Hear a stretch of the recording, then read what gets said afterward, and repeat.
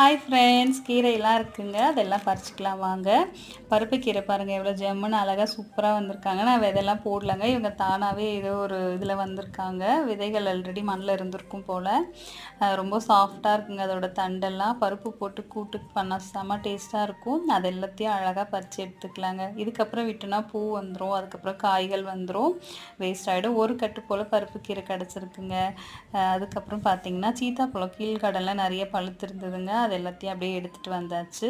அதுக்கப்புறம் புளிச்சக்கீரை கொஞ்சம் துவையல் அரைக்கலாம்னு சொல்லிட்டு கொஞ்சம் பறிச்சிருக்கேன். கோவக்காய் கொஞ்சம் இருந்துச்சுங்க, அதையும் எடுத்தாச்சு. முருங்கைக்காய் ஒன்று கீழே இருந்ததுங்க, அதையும் எடுத்தாச்சு. கரும்பு முருங்கைங்க ஒன்று போட்டாலே சாம்பார் வந்து பயங்கர ஃப்ளேவராக டேஸ்ட்டாக சூப்பராக இருக்குங்க. எங்கள் வீட்டில் வந்து இந்த முருங்கைக்காய் ரொம்ப லைக் பண்ணி சாப்பிட்றாங்க.